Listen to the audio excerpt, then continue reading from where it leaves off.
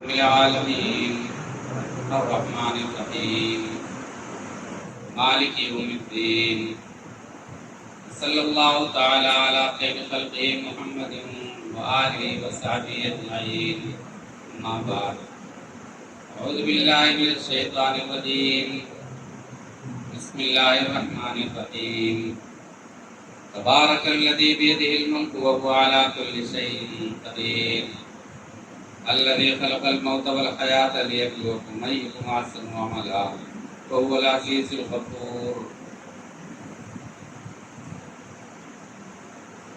سامعین کرام، محترم بزرگوں، دینی ملی بھائیوں، خواتین اسلامیہ، خطبہ مسنونہ کے بعد سورہ ملک کی 2 آیتیں آپ کے گوش گزار کرنے کی شرف حاصل کی.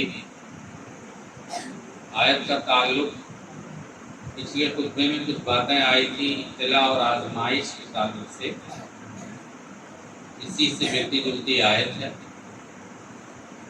پچھلے خطبے میں باتیں آئیں چند ایک کہ انسان آزمائش میں مبتلا کیا جائے گا، تو آزمائش میں مبتلا کیے جانے کی صورت میں ہمارا عمل کیا ہونا چاہیے. کچھ چند ایک باتوں کی طرف اشارہ کیا گیا تھا، جیسے یہ کی بات آئی کہ آزمائش کے دور میں ہم کو گھبرانا نہیں چاہیے. دوسری بات آئی تھی کہ صبر کرنا چاہیے. تیسری بات یہ کہ توکل، اللہ کی ذات پر بھروسہ. چوتھی بات پیش کی گئی کہ نماز کا اہتمام کریں. 5ویں بات دعاؤں کو اپنے اوپر لازم ٹھہرائیں.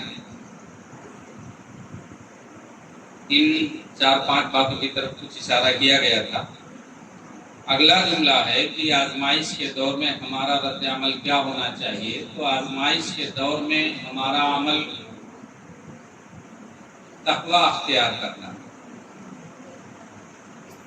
تقوی کا دامن ہاتھ سے نہ جانے دیں. تمام تر عبادتوں کی قبولیت کا دار و مدار تقوی پر، اور تقوی جو اختیار کرتا ہے اس کے لیے اللہ رب العزت نے کہا وَمَن يَتَّقِ اللَّهَ يَجْعَل لَّهُ مَخْرَجًا. جو اللہ رب العزت کا تقوی اختیار کرے گا، اللہ رب العزت اس کے لیے نکلنے کا راستہ بنا دے گا، اس کو پریشانیوں سے، مصیبتوں سے نجات دے دے گا. اللہ رب العزت تقوی اپنے اوپر لازم ٹھہرائے. دوسری جگہ اللہ رب العزت نے کہا وَمَن يَتَّقِ اللَّهَ يَجْعَل لَّهُ مِنْ أَمْرِهِ يُسْرًا. اللہ رب العزت جو اللہ رب العزت کا تقوی اختیار کرے گا تو اللہ رب العزت اس کے معاملات کو آسان کر دے گا. ایک مثال میں دے دوں آپ کو. تقوی اختیار کرنے والوں کے لیے آسانیاں اللہ رب العزت کیسے کرتا.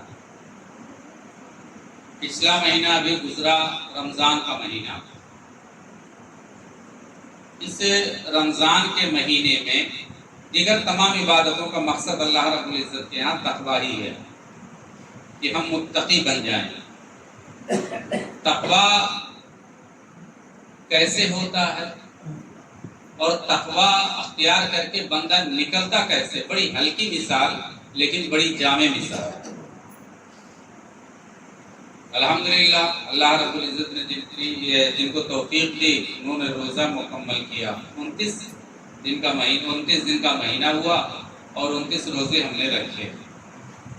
اس 29 دنوں میں ہم ذرا غور کریں تو ایک بڑی بات نکل کر کے آتی ہے کہ اللہ رب العزت متقی لوگوں کے لیے آسانیاں کیسے کرتا.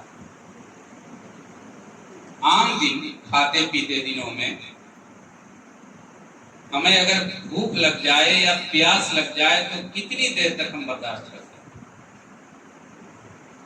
پیاس اگر لگ گئی کہیں چلتے ہوئے راستے میں تو ہم کتنی دیر تک برداشت کرتے ہیں؟ آدھے گھنٹہ، 1 گھنٹہ، 2 گھنٹہ، 4 گھنٹہ، 8 گھنٹہ، کتنے گھنٹہ برداشت کرتے ہیں؟ ظاہر سی بات ہے کہ ہم ڈھونڈیں گے کہ کہاں پانی ملے. اور کچھ لوگ تو ایسے ہوتے ہیں کہ جو راستے میں نکلتے ہیں تو باٹل اپنے ساتھ لے کر کے چلتے ہیں. کچھ لوگ ہوتے ہیں کہ جو باٹل ساتھ میں رکھتے ہیں، اور جو نہیں رکھتے وہ ہوٹل کا سہارا لیتے ہیں. نہیں کچھ ملا تو جا کر کے کہیں نل کے پاس بیٹھ کر کے وہیں پر پانی پی لیا. لیکن عمومی طور پر ہوٹل کا رخ تو کرتے زیادہ سے زیادہ 2 گھنٹہ 3 گھنٹہ برداشت کرنا. بڑی دیر سے پیاس لگی اور یہ بھوک اور پیاس صرف اللہ رب العزت کے لیے جب ہم روزہ رکھتے ہیں، اللہ کے رسول صلی اللہ علیہ وسلم نے کہا کہ حدیث قدسی ہے، صوم لی، اللہ رب العزت کہتے ہیں کہ روزہ میرے لیے ہے، وانا اجزی بھی، اور میں اس کا بدلہ دوں گا۔ جو بندہ اللہ رب العزت کے لیے روزہ رکھتا ہے تو پورا دن، میرے بہت 11-12 گھنٹہ 13 گھنٹہ تو ہو ہی جاتا ہے، اتنی دیر تک وہ بھوکا پیاسا رہتا ہے اور وہ کہیں گرتا بھی نہیں ہے پیاس کی بنا پر، بے ہوش بھی نہیں ہوتا۔ البتہ جو جو وقت گزرتا جاتا ہے نا، اس کے دل میں خوشی کا احساس ہوتا ہے کہ میں روزے سے ہوں، میرا روزہ مکمل ہو رہا ہے۔ عام دنوں کی کیا کیفیت بنتی ہے؟ اسی طریقے سے کئی ایک مثالیں دی جا سکتے ہیں کہ متقی لوگوں کے لیے اللہ رب العزت آسانیاں کیسے کرتا ہے۔ جسم کے اندر پانی کا بوند نہیں گیا، کھانے کا ایک دانہ نہیں گیا، اور اس کے بعد پھر دن گزر جاتا ہے۔ یہ اللہ رب العزت کی کرم فرمائی نہیں ہے تو ہے کیا؟ اس ایک مثال سے سمجھنے کی کوشش کریں کہ اللہ رب العزت آسانیاں کیسے کرتا ہے، اللہ رب العزت کیسے نکال لیتا ہے کہ وَمَن يَتَّقِ اللَّهَ يَجْعَل لَّهُ مَخْرَجًا، جو اللہ رب العزت کا تقویٰ اختیار کرے گا تو اللہ رب العزت اس کو پریشانی مصیبت سے نکلنے کے لیے راستہ نکال ہی دے گا۔ وَمَن يَتَّقِ اللَّهَ يَجْعَل لَّهُ مِنْ أَمْرِهِ يُسْرًا، جو اللہ رب العزت کا تقویٰ اختیار کرے گا تو اللہ رب العزت اس کے معاملات کو آسان انشاءاللہ عزیز کر دے گا۔ تقویٰ۔ اگلی بات آتی ہے اخلاق۔ پریشانی اور مصیبت میں اخلاق کو نہیں چھوڑنا چاہیے، اپنے اخلاق بہت بڑی چیز ہے۔ اللہ کے رسول صلی اللہ علیہ وسلم کہتے ہیں کہ بعثت لیتمم مکارم الاخلاق، اچھے اخلاق کی تکمیل کے لیے میں بھیجا گیا ہوں۔ اچھے اخلاق کو کسی بھی حالت میں نہیں چھوڑنا چاہیے۔ اللہ کے رسول صلی اللہ علیہ وسلم کے تعلق سے اللہ رب العزت نے کہا انک لعلی خلق عظیم، آپ اخلاق کے اعلیٰ پیمانے پر آئے۔ انک لعلی خلق عظیم، اعلیٰ پیمانے پر آپ ہیں، اعلیٰ مقام پر آپ ہیں اخلاق کے حساب سے۔ اخلاق کو نہیں چھوڑنا چاہیے۔ اللہ رب العزت نے کہا وقولوا للناس حسنا، لوگوں سے جب بات کرو اچھے طریقے سے بات کرو، اچھے انداز میں بات کرو، اچھی باتیں کرو، بد کلامی، فحش گوئی یا اس طریقے کی کلمات نہیں اختیار کرنا چاہیے۔ خصوصی طور پر ہمارا معاملہ اپنے دشمنوں کے ساتھ جو ہماری اپنی جماعت کے نہیں ہیں، ہمارے اپنے خاندان کے نہیں ہوتے، ان سے باتوں باتوں میں گالی گلوج، لے تیری کی لے تیری، بہن بیٹی ماں کو لکڑی کا بنا کر کے رکھ دیتے ہیں، نہیں کرنا چاہیے۔ دشمنان اسلام الزام جو لگاتے ہیں کہ اسلام تلوار کے زور پر پھیلا، حقیقت یہ ہے کہ دین اسلام اخلاق کی بنیاد پر پھیلا۔ مثال ایک بڑی پیاری مثال ہے۔ ایک آدمی بہت بری طرح نفرت کرتا ہے دین سے، اسلام سے، رسول اکرم صلی اللہ علیہ وسلم سے، آپ کی جماعت سے، حتیٰ کہ آپ کے شہر سے وہ نفرت کرتا ہے۔ لمبی روایت ہے، نام سنا ہوگا ممکن ہے، ثمامہ بن اسال۔ ثمامہ بن اسال یہ یمن کا گورنر تھا۔ صحابہ کرام کی ایک ٹولی نکلی ہوئی تھی گشت کے لیے، وہ جاتے ہوئے مسافروں کو دیکھ کر ڈھول رہی تھی، اور کچھ لوگوں کو شبہ ہوا تو اس کو پکڑ کر کے لے کے چلے آئے۔ وہ نہیں جانتے تھے کہ یہ کون ہے، پکڑ کر کے لے کر کے چلے آئے اور اس کو مسجد نبوی کے کھمبوں میں سے کسی کھمبے میں باندھ دیا گیا۔ حدیث کے الفاظ ہیں فربطوہ بساریۃ من سوار المسجد، مسجد نبوی کے کھمبوں میں سے کسی کھمبے میں اس کو باندھ دیا گیا۔ باندھا رہا بیچارہ۔ اللہ کے رسول صلی اللہ علیہ وسلم صبح کو نکلے، اس کو دیکھا، اور دیکھنے کے بعد اس کو پہچان لیا۔ پھر پوچھتے ہیں کہ ماں عندک یا ثمامہ، کیا حال ہے تمہارا ثمامہ؟ پوچھ لیا ماں عندک یا ثمامہ، اس کا جملہ دیکھیں۔ وہ کہتا ہے کہ یا محمد تقتلنی کما ذا دم۔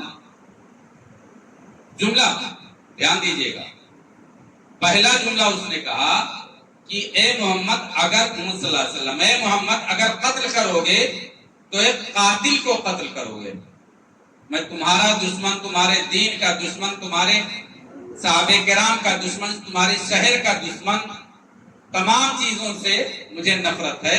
ان تقتلنی کما زادم، اگر تم مجھے قتل کرو گے تو ایک قتل کرنے والے انسان، قتل کیے جانے کے لائق انسان کو قتل کرو گے، قتل کیے جانے کے لائق انسان کو قتل کرو گے. وَإِن تُنْعِمْ عَلَىٰ شَاكِرٍ، اور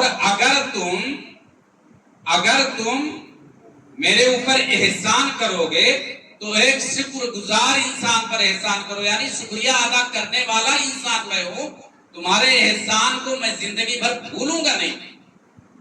وَإِن تُنْعِمْ عَلَىٰ شَاكِرٍ، اگر تم احسان کرو گے میرے اوپر تو ایک شکر گزار انسان پر احسان کرو گے، میں تمہارا شکریہ ادا کروں گا.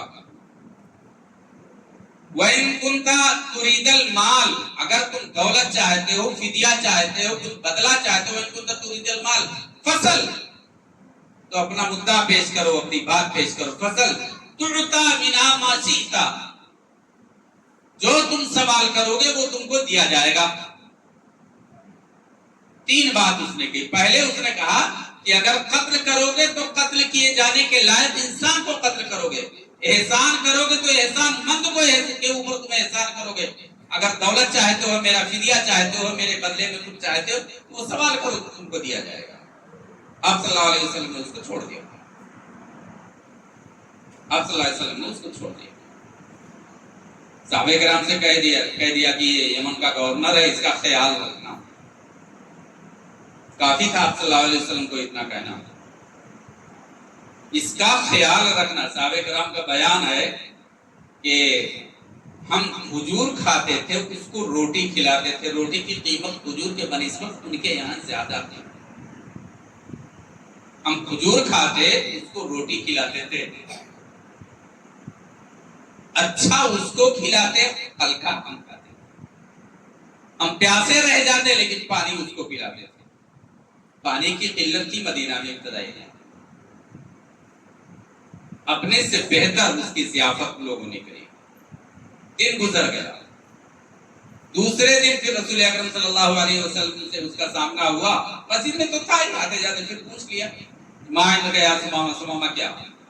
اس نے پھر وہی جملہ کہا، ان تقتل زیادہ، اگر قتل کرو گے تو ایک قتل کیے جانے کے لائق انسان کو قتل کرو گے. احسان کرو گے تو احسان مند پر احسان کرو گے. اگر کچھ مال فدیہ دولت چاہتے ہو تو وہ سب بتلاؤ، میں تم کو دے دوں گا. آپ صلی اللہ علیہ وسلم نے اس کو چھوڑ دیا. صحابہ کرام کا معاملہ رہا، اس کے ساتھ اچھے اخلاق سے پیش آتے. تیسرے دن پھر سامنا ہوا. اب اس کے الفاظ بدل گئے. الفاظ بدلے مطلب الفاظ کی ترتیب بدل گئی. الفاظ کی ترتیب یہ بدلی کہ جہاں وہ پہلا جملہ کہتا تھا کہ قتل کرنا چاہتے ہو تو قتل کر دو، قتل کیے جانے کے لائق میں ہو، اب وہ کہہ رہا ہے کہ اگر احسان کرو گے تو احسان مند آدمی پر احسان کرو گے، جو احسان کو تسلیم کرنے والا. اس کے بعد اس نے کہا کہ قتل کرنا چاہتے تو قتل کر دو، اور اگر کچھ بات کا مطالبہ ہے تو وہ بھی پیش کرو. بدل گئے الفاظ. کیا دیکھا تھا اس نے؟ وہ آپ صلی اللہ علیہ وسلم کے صحابہ کرام کو چلتے پھرتے اٹھتے بیٹھتے دیکھا. اس کے ساتھ جو صحابہ کرام نے رویہ اختیار کیا وہ رویہ دیکھا. اور کیا دیکھا؟ آپ صلی اللہ علیہ وسلم نے حکم دیا کہ اس کو چھوڑ آزاد کر دیا. مسجد سے نکلا. صاحب ایک روایت کے مطابق بات آتی ہے کہ آپ صلی اللہ علیہ وسلم نے صحابہ کرام میں سے چند لوگوں سے کہا کہ یہ یمن کا گورنر ہے، عزت کے ساتھ اس کو لے کے جاؤ، مدینہ کی سرحد تک چھوڑ کر کے آؤ. اور دوسری روایت کے مطابق یہ ہے کہ اس کو آزاد کر دیا. مسجد نبی سے وہ بندہ باہر نکلا، بیٹھ مسجد نبی سے نکل گیا.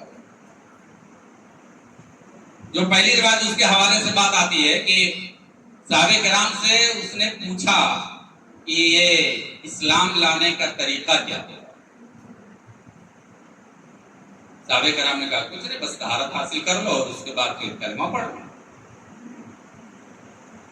اس نے ایک تالاب کو تلاش کیا، تالاب پر گیا اور وہاں پر اس نے غسل کیا، طہارت حاصل کری، رسول اکرم صلی اللہ علیہ وسلم کی خدمت میں حاضر ہو گئے، سلام کیا، جواب دیا آپ صلی اللہ علیہ وسلم نے کہا سماما اب کیسے، ہم نے تو تم کو آزاد کر دیا۔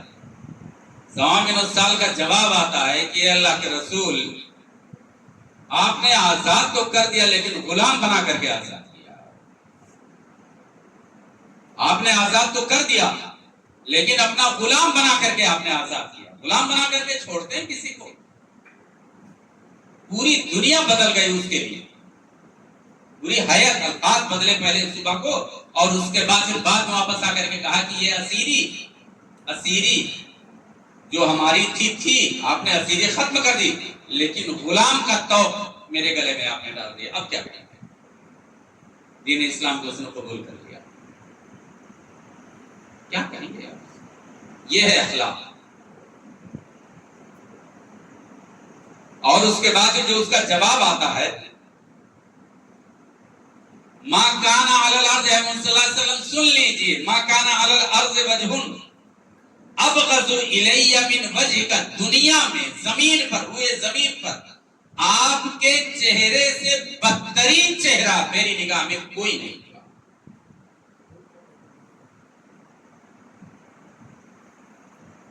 آپ کے چہرے سے بدترین چہرہ، ناپسندیدہ چہرہ پوری روئے زمین پر کوئی تھا ہی نہیں میرے لیے۔ اور سنیے، فقد اصبح وجهك احب الوجوه الیہ، اس وقت میرے لیے زمین پر سب سے پسندیدہ چہرہ آپ کا۔ اور سنیے، ما کان دین ابغض الی من دینک، آپ کے دین سے بدترین دین میرے لیے کوئی تھا ہی نہیں۔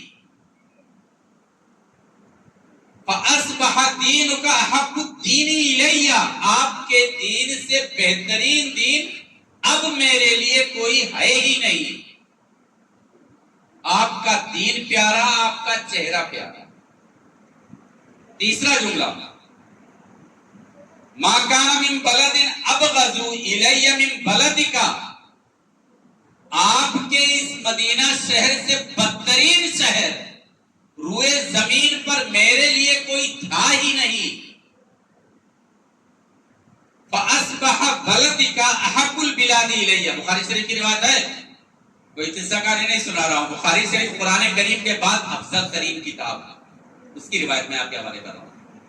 آج سے اس مدینہ شہر سے بہترین شہر میرے لیے کوئی ہے ہی نہیں، اب کیا کریں گے؟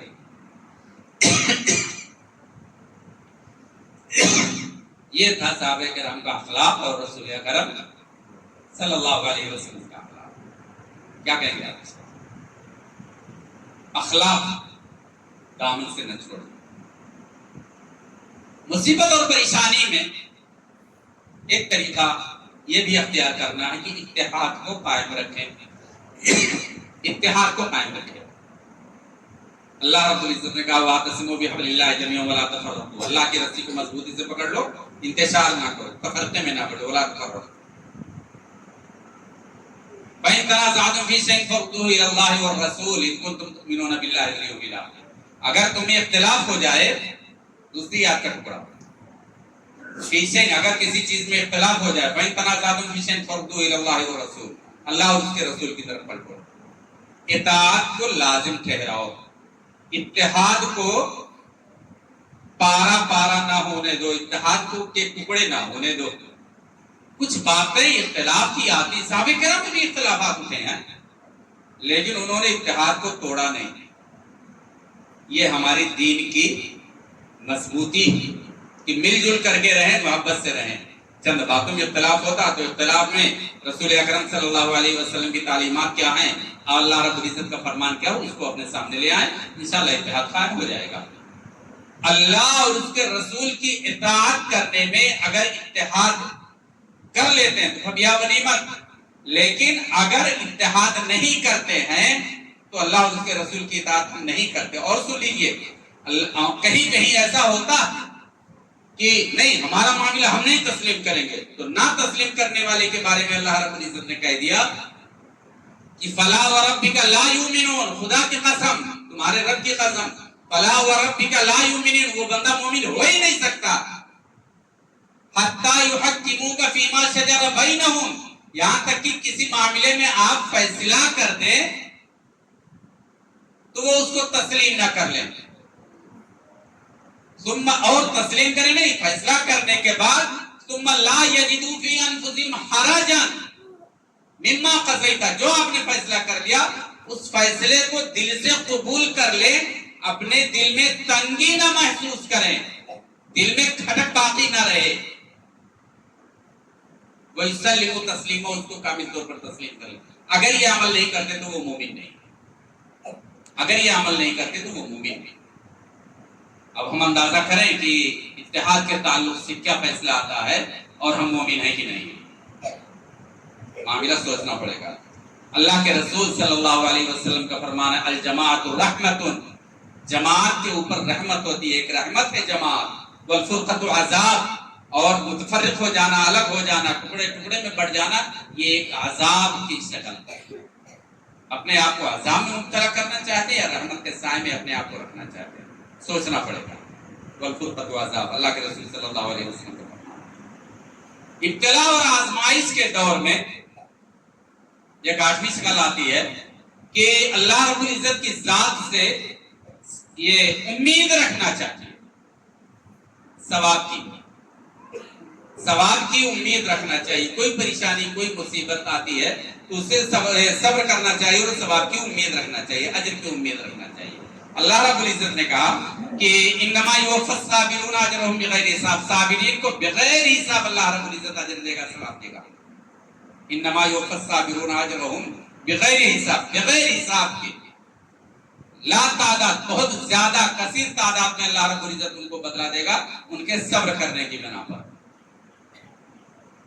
اور ایک روایت میں تو رسول اکرم صلی اللہ علیہ وسلم نے کہا کہ والصبر ثواب الجنہ،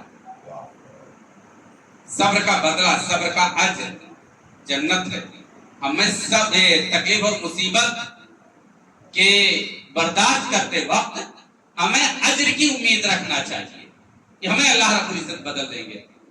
کوئی پریشان، کوئی بیماری گھر میں آ جائے تو پتہ چلا جزا فضا کرنے لگے، کوئی دقت آ جائے تو پتہ چلا رونے چیخنے چلانے لگے، نہیں، صبر کرنا چاہیے، صبر کا دامن ہاتھ سے جانے نہ دے، اس امید پر کہ اللہ رب العزت اس کا بدل دے گا۔ اللہ کے رسول صلی اللہ علیہ وسلم کا فرمان ہے ما یصیب المسلم من وصب ولا نصب ولا ہم ولا حزن حتى الشوکۃ یشاقہ، جسم کی تھکاوٹ اگر پہنچتی ہے انسان کو، حدیث کے ٹکڑے میں سے ایک ٹکڑا ہے نصب، ما یصیب المسلم من وصب ولا نصب، نصب تھکاوٹ، یہ تھکاوٹ جو ہوتی ہے نا، انسان کام کرتے کرتے چلتے پھرتے ہیں کسی طریقے سے تھک جاتا ہے، اس تھکنے کو بھی اللہ رب العزت گوارا نہیں کرتا اپنے بندے کے لیے۔ تھکنا بھی انسان کو اللہ رب العزت ایسے نہیں جانے دے گا۔ اب کیا کہیں گے اس سے آگے؟ بڑی بڑی بیماریاں یا بڑی بڑی پریشانیاں تو جانے دیجیے، حدیث کے جو الفاظ آگے چل کر کہتے ہیں حتی الشوکۃ یشاقہ، کانٹا چبھنا اللہ رب العزت کو ایسے ہی نہیں جانے دے گا بندے کے لیے کہ کانٹا چبھ جائے۔ اللہ کفر اللہ بہا من خطایا، یہاں تک کہ اللہ رب العزت اس کی غلطیوں کو اس سے دور کر دیتا ہے، جھاڑ دیتا ہے۔ غلطیاں الانسان مرکب من الخطأ والنسیان، انسان غلطی سے مرکب کیا گیا، غلطی سے بنایا گیا، غلطی سے بنایا، غلطی سے اللہ رب العزت نے نہیں بنایا، غلطی انسان سے ہوگی۔ کل بنی آدم خطاء، رسول اکرم صلی اللہ علیہ وسلم کا فرمان، ہر بنی آدم خطا کار ہے، گنہگار ہے، تو غلطی تو ہوگی، لیکن غلطیوں کو اللہ رب العزت کانٹا بھی اگر چبھتا ہے تو وہ غلطی دور کر دیتا ہے، اس کے بدلے میں صبر کرنے کی ضرورت ہے۔ اور بھی بہت سی چیزیں آتی ہیں۔ دوسری روایت ہے لا یزال الا ابتلاء ما یزال البلاء المؤمن، ما یزال البلاء المؤمن بمالہ وولدہ وجسدہ، انسان برابر مال کے تعلق سے، اولاد کے تعلق سے اور اپنے جسم کی تعلق سے برابر مصیبت اور پریشانی میں مبتلا رہتا ہے، یہاں تک کہ وہ مر جاتا ہے، حتی یلقی اللہ ولیس علیہ من الخطیہ، گناہوں سے وہ پاک ہو جاتا ہے۔ اس سے بڑی دولت کیا چاہیے؟ اس سے بڑی دولت کیا چاہیے کہ اللہ رب العزت کے حضور میں ہم حاضر ہوں اور ہم غلطیوں سے پاک رہیں. یہ اللہ رب العزت کا بہت بڑا کرم ہے کہ اللہ رب العزت ہمیں معاف کر دے. سوچیں ایک مرتبہ. تو یہ مصیبت اور پریشانیاں ہمیں پریشان کرنے کے لیے نہیں آتی. یہ مصیبت اور پریشانیاں ہمارے مقام کو بڑھانے کے لیے آتی. شرط یہ ہے کہ اس مصیبت اور پریشانی کو اسلامی اصول کے مناسبت سے ہم اس کا استقبال کریں اور اس کا خیر مقدم کریں اسلامی طریقے کے مطابق. آزمائشیں مختلف طریقے سے آتے ہیں لیکن عمومی طور پر دو قسم کی آزمائشیں ہوتی ہیں. آزمائشیں دو قسم کی ہوتی ہیں. ایک ایمان کے تعلق سے، ایمان، عقیدہ، توحید، استقامت، جو ہمیں دکھائی نہیں دیتا لیکن ہمارے بنیادی دین کے بنیادی ارکان میں سے سوچنے کی چیز ہے، بنیادی رکن میں سے ایمان. مصیبتیں پریشانیاں اللہ کی طرف سے اللہ رب العزت دور کرے گا. عقیدہ ہمارا صحیح ہونا چاہیے، ہم استقامت اختیار کریں. اس طریقے سے چیزیں آتی ہیں. ہم تو وحدانیت کے اقراری بنے. کئی ایک مثالیں آپ کو مل جائیں گے. ایک مثال میں دے دوں. میرا نام محمد رسول. شروع میں 6 بیٹیاں اور اس کے بعد 7 بیٹیاں ہوئی. ابتدائی دور میں جب 2-3 بیٹیاں ایک ساتھ ہو گئی تو میری وائف کے میکے والوں میں سے چند ایک لڑکیوں نے، جو میری وائف کی جو سہیلیاں ہیں ساتھ میں رہنے والے، انہوں نے کہا فلانے مزار پر چلو، وہ جو ہے ماں کی ہو چادر چڑھا، چادریا نہ تو چڑھائے ہم نے دے دیے بس اور بیٹوا ہوئی جائے. ہوتا ہے اس سے بغیر فائد نہیں کرتا. یہ عقیدہ ٹوٹتا.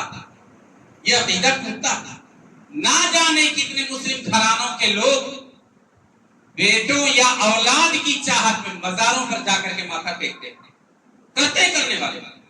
ایک پرانا واقعہ ہے. پہلے عمومی طور پر گاؤں میں تعزیہ کا بڑا رواج ہوا کرتا تھا. ایک صاحب کے تعلق سے بات آئی کہ ایک سال انہوں نے تعزیہ اپنے گھر پر منع کر دیا کہ نہیں، اب ہم نہیں اپنے چوک پر رکھنے دیں گے. کچھ دن محرم گزرنے کے کچھ دنوں کے بعد ان کے گھر میں جو بیل تھا وہ بیل مر گیا، اور کچھ ہو گیا. اس طریقے سے وہ سال بھر کچھ باتیں ہوتی رہی. لوگوں نے کہنا شروع کیا وہ تعزیہ نہیں رکھے تھے، اس وجہ سے انتقال ہوا، یہ مصیبت اور پریشانی آئی. اگلا سال آیا تو لوگوں نے کہا کہ رکھ لو اس سال ورنہ اور مصیبتیں آئیں گی. اس ضعیف آدمی کا جواب آیا کہ گھر کے سب ایک ساتھ ایک چارپائی پر مر جائیں، لیکن اب یہ عمل میں شرک کا عمل میں نہیں کروں گا. ایمان کی پختگی ہوتی، استقامت کی ضرورت ہوتی. یہ ایمان کی آزمائش ہے، یہ تمہارے دین کی آزمائش ہے. اس آزمائش میں کھڑے ہونا چاہیے. ہم روزی روٹی کے معاملے میں بہت زیادہ فکر مند ہو جاتے ہیں اور حلال حرام کی تمیز کیے بغیر اللہ رب العزت سے امیدیں وابستہ رکھنا چھوڑ دیتے ہیں.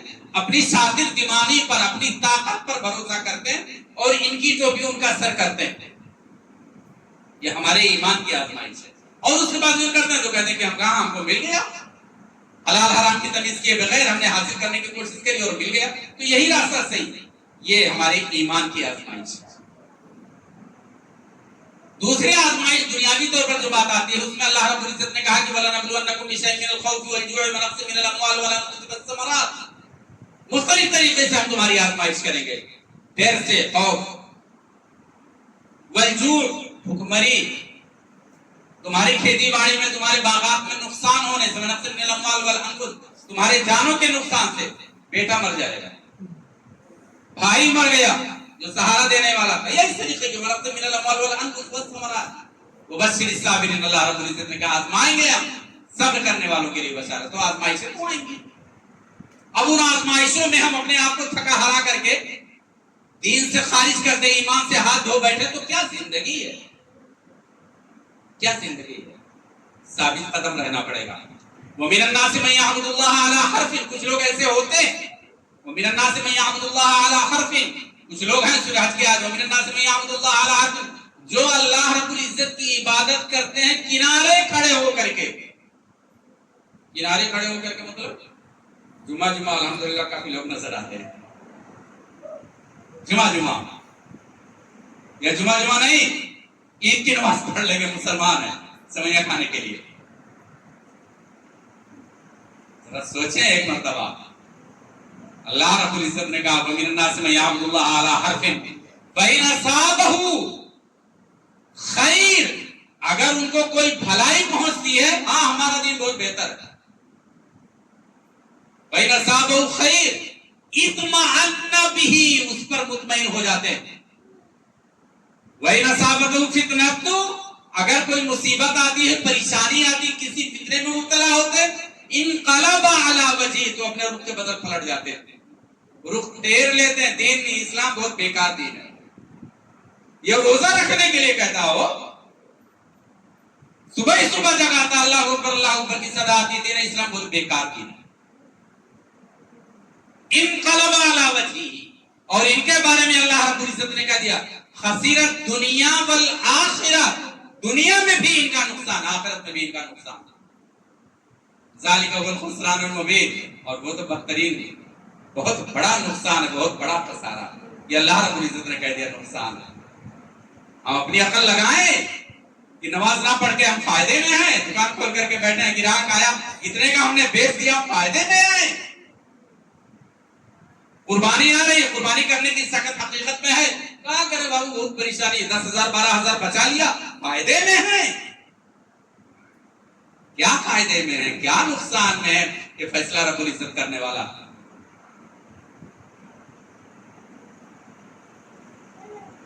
آزمائشیں، بات تھوڑا سا کاٹ رہا ہوں میں.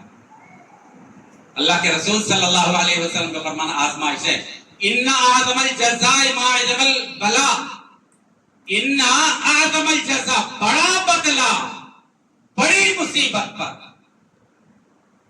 ان اعظم الجزاء، بدلے کے طور پر سب سے بڑا، اعظم البلاء ما اعظم الجزاء ما اعظم البلاء، بڑی مصیبت پر بڑا بدلہ. دوسری روایت ان اللہ تعالی اذا حب قوم، اللہ رب العزت جب کسی قوم سے محبت کرتا ہے، ابتلاہم، اللہ رب العزت ان کو آزمائش میں مبتلا کر دیتا ہے. آزمائشیں آئیں گی، آزمائشوں کا استقبال کریں. ان اللہ تعالی اذا اراد خیرا، اللہ رب العزت جب کسی سے بھلائی کا ارادہ کرتا ہے نا، یوسف منہ، تو اس کو وہ آزمائش میں مبتلا کر دیتا رب العزت. یوسف منہ، یا رسول اکرم صلی اللہ علیہ وسلم کا فرمان. آزمائش کا فائدہ بڑا. فائدہ دے دوں میں آپ کو، سنا ہوگا حضرت ایوب علیہ السلام کافی بیماریوں میں تھے، اور بیماری سے پہلے کافی دولت والے تھے. بیماریاں آئیں، بعض روایتوں کے مطابق 18 سال تک بیمار رہے، بچے مر گئے، تمام بیویاں چھوڑ کر کے چلی گئی، صرف ایک. اس بیوی سے بھی حضرت ایوب علیہ السلام ناخوش. کچھ باتیں آئیں، شیطان نے کچھ کارنامہ کیا، اس کے بعد ناخوش. انہوں نے کہا تھا کہ ہم تم کو 100 کوڑے ماریں گے.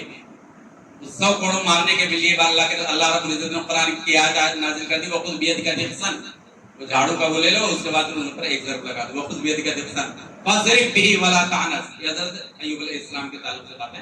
بہر کے ایوب علیہ السلام کے تعلق سے اللہ رب العزت نے کہا کہ جو کچھ ان کا نقصان ہوا، اس نقصان کے ازالے کے لیے اللہ رب العزت نے کہا وَهَبْنَا لَهُ أَهْلَهُ، ہم نے ان کو اہل واپس کیا پھر. وَمِثْلَهُمْ مَعَهُمْ، اور انہی کے جیسا، اور جو دولت تھی، دولت جتنی گئی تھی اس سے کہیں زیادہ دیا. جو گھر والے تھے، گھر والوں سے زیادہ اللہ رب العزت نے ان کو نوازا. ام سلیم کا ایک واقعہ، آخری بات کہہ دوں، خواتین ہمارے ساتھ ہیں. ام سلیم، کتنی دل اور گردے کی بات ہے. ابو طلحہ سے ام سلیم کی شادی پہلے ہوئی تھی. ایک بچہ تھا، چھوٹا بچہ بیمار ہو گیا، زیادہ بیمار ہو گیا. پوچھتے کہ بچے کی کیا حالت، ارے یہ ہے وہ جو بھی کہی کر. ایک دن عشاء کی نماز پڑھ کر کے آئے اور پوچھا کہ بچے کی کیا حالت. ام سلیم نے کہا کہ پہلے سے بہتر ہے. ذرا سوچئے گا، پہلے سے بہتر، الحمدللہ. وہ طلا کے الفاظ آئے الحمدللہ، مطمئن، کھانا پیش کیا، کھانا کھلایا، رات کو ساتھ میں سوئے، ام سلیم اور ان کے شوہر ابو طلحہ رات میں ساتھ میں سوئے۔ مرد عورت کے جو تعلقات کرتے ہیں اس تعلق کو بنایا، کیا۔ واقعتاً دل رو پڑتا ہے کہ وہ کیسی عورت ہے۔ اس تعلق کے بدلے میں، اسی تعلق کی بنا پر وہ حمل ٹھہرا ان کو۔ کیفیت کیا تھی جانتے ہیں؟ گھر میں بیٹے کی لاش پڑی تھی۔ ذرا سوچیں، جو ام سلیم نے کہا تھا پہلے سے بہتر ہے، تو پہلے سے بہتر کا مطلب یہ نکلا کہ دنیاوی جو پریشانیاں اور مصیبتیں بیٹے کے اوپر تھی، ان پریشانیوں سے وہ بیٹا آزاد ہو گیا، وہ اللہ کے جوار رحمت میں چلا گیا۔ تو پہلے سے بہتر، پھر بغیر بتلائے کہ شوہر پریشان نہ ہو، ان کو کھانا کھلایا، پانی پلایا، سلایا اور تعلق بنایا کہ شوہر کو کچھ شبہ نہ ہو۔ اس کے بعد پھر شوہر سے کہتی ہیں کہ ایک مسئلہ تھا، پوچھو۔ میری ایک پڑوسن نے کچھ سامان، زیور مجھے دیا تھا، اب وہ مانگ رہی۔ ابو طلحہ نے کہا مانگ رہی ہے تو دے دو، مانگ رہی ہے تو دے دو، وہ اس نے دیا تھا مانگ لیا۔ اور بھی کچھ باتیں آئیں، بعد میں چل کر کے ام سلیم کہتی ہیں کہ اللہ رب العزت نے بیٹا دیا تھا، بیٹا اللہ رب العزت نے لے لیا، صبح اٹھ کر کے اس کے تجہیز اور تکفین کا بندوبست کرو۔ کتنی باہمت عورت، سوچنا پڑے گا ایک مرتبہ۔ اور بدلے میں جو میں نے کہا کہ اللہ رب العزت بہتر دیتا ہے، بدلے میں بیٹا ہوا، اور بیٹے کے جو بیٹے ہوئے وہ اس وقت کے پائے کے عالم اور محدث نکلے۔ صبر یہاں، نتیجہ بیٹے کے بیٹے، پائے کے عالم اور محدث نکلے۔ اللہ رب العزت جب دیتا ہے نا، وہ کہتے ہیں کہ چھپڑ پھاڑ کر دیتا تو چھپڑ پھاڑ کر دیتا۔ بس اللہ کی ذات پر ہمیں اللہ کی ذات پر ہمیں یقین ہونا چاہیے کہ اللہ رب العزت ہمیں ہمارے صبر کا بدلہ دے گا انشاءاللہ۔ الہ العالمین سے دعا ہے کہ الہ العالمین ہمیں ابتلا اور آزمائش میں اپنے ایمان کو برقرار رکھنے کی توفیق عطا فرمائے۔ الہ العالمین ہمیں صحیح معنوں میں مسلمان بندہ، مومن بندہ بن کر کے زندگی گزارنے کی توفیق عطا فرمائے۔ الہ العالمین ہماری سوچ، ہماری فہم کو درست کر دے، ہمیں دین اسلام پر چلنے والا کاربند ہونے والا بنا دے۔ الہ العالمین ہمیں سے جو دین بیزار انہیں دین پر چلنے والا کاربند ہونے والا بنا دے۔ الہ العالمین ہمیں سے جو بیمار انہیں شفا عاجل اور کامل عطا فرما دے۔ جو مقروض ہے رب العزت ان کے قرض کی ادائیگی کا کوئی ذریعہ کر دے۔ الہ العالمین جو ضرورت مند اور حاجت مند ان کی حاجتوں کی تکمیل کر دے۔ بار الہ ہمیں آپس میں الفت، محبت اور بھائی چارگی کے ساتھ رہنے کی توفیق عطا فرمائے۔ اقول قولی ھذا استغفر اللہ لی ولکم ولسائر المسلمین من کل ذنب فاستغفروہ انہ هو الغفور الرحیم۔ اعوذ باللہ من الشیطان الرجیم۔ یا ایھا الذین آمنوا صلوا علیہ وسلموا تسلیما۔ اللهم صل على محمد وعلى آل محمد كما صليت على إبراهيم وعلى آل إبراهيم إنك حميد مجيد۔ اللهم بارك على محمد وعلى آل محمد كما باركت على إبراهيم وعلى آل إبراهيم إنك حميد مجيد۔ اللهم انصر من نصر دين محمد صلى الله عليه وسلم واجعلنا منهم، واخذل من خذل دين محمد صلى الله عليه وسلم ولا تجعلنا منهم۔ عباد الله رحمكم الله، ان الله يأمر بالعدل والإحسان وإيتاء ذي القربى وينهى عن الفحشاء والمنكر والبغي يعظكم لعلكم تذكرون۔ اذكروا الله يذكركم وادعوه يستجب لكم ولذكر الله تعالى أعلى وأولى وأجل وأعظم وأتم وأكبر۔